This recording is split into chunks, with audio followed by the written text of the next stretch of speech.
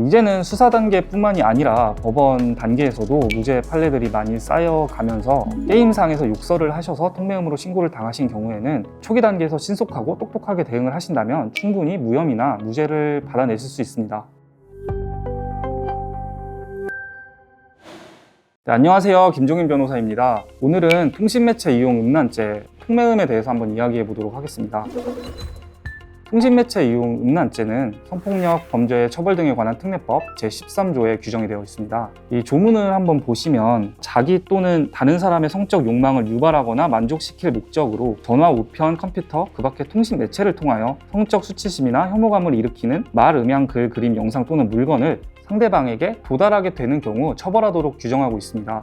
정리를 해보자면 성적 만족의 목적, 통신매체의 매개성, 성적 수치심의 유발, 그리고 도달, 이 네 가지가 통신매체 이용 음란죄의 구성요건이라고 할 수 있습니다. 네, 보통 통매음으로 신고당하시는 케이스는 직접적으로 성기 사진을 보내거나 성적인 표현이 적나라하게 들어간 카카오톡 메시지, 전화 통화 등을 통해서 많이 발생합니다. 이런 경우는 랜덤 채팅이나 익명의 만남 어플 등에서 많이 발생을 하고요. 또 게임에서도 많이 신고가 이루어지는데 예를 들어서 롤, 피파, 오버워치 이런 게임뿐만이 아니라 모바일 게임이나 온라인 RPG 게임이나 이런 곳에서도 채팅을 하면서 서로 다투다가 성적 욕설이 들어간 채팅을 하게 되면 통신매체 이용 음란죄로 신고를 당하는 경우가 굉장히 많습니다.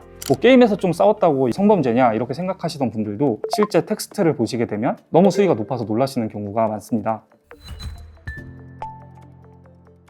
게임상에서 욕설을 하셔서 통매음으로 신고를 당하신 경우에는 초기 단계에서 신속하고 똑똑하게 대응을 하신다면 충분히 무혐의나 무죄를 받아내실 수 있습니다.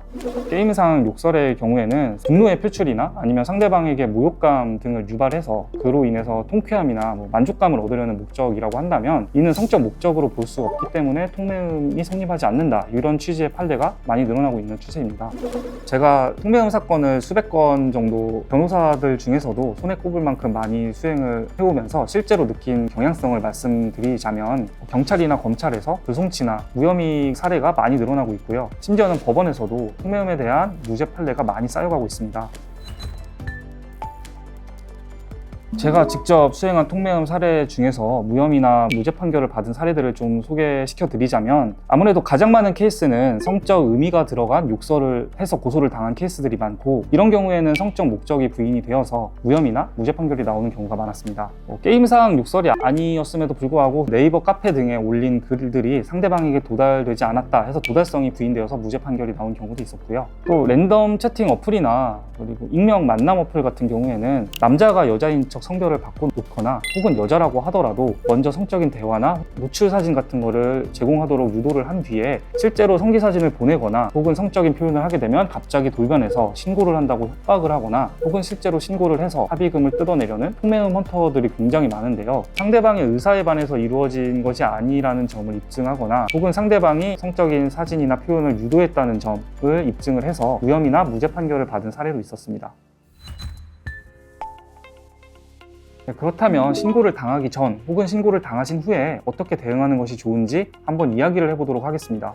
일단 개인적으로는 어떤 것이라도 부인할 수 있는 경우에는 좀 강하게 무죄를 다툴 수 있도록 권유를 드리는 편인데요. 하지만 현재 이렇게 무혐의나 무죄가 조금 쌓여가는 이런 트렌드로 바뀌기 전까지 1심 혹은 2심에서 무죄를 받으신 분들이라도 일단 경찰 단계, 검찰 단계까지는 유죄로 판단이 되어서 약식으로 벌금으로 기소가 되시거나 혹은 1심까지도 유죄로 판단이 되어서 유죄 판결이 선고가 되고 항소를 하셔서 2심까지 가셔서 항소심에서 무죄가 선고된 이러한 경우에 변호사 비용도 굉장히 많이 쓰실 수밖에 없을 뿐만 아니라 소송에 걸린 시간도 짧게는 1년에서 길게는 2, 3년까지 걸리시는 경우도 있고, 그렇기 때문에 오로지 무죄 주장을 하는 경우에는 본인이 짊어져야 할 리스크와 부담이 굉장히 높아지게 됩니다. 그래서 본인이 너무 억울하셔서 무죄에 대한 주장을 강하게 하고 싶어 하시는 경우이시거나 혹은 사실관계나 사안의 특수성 때문에 무죄를 받으실 가능성이 굉장히 높으신 경우가 아니라면 오로지 무죄 주장만 하시기보다는 무죄를 충분히 다투시되 합의도 하시고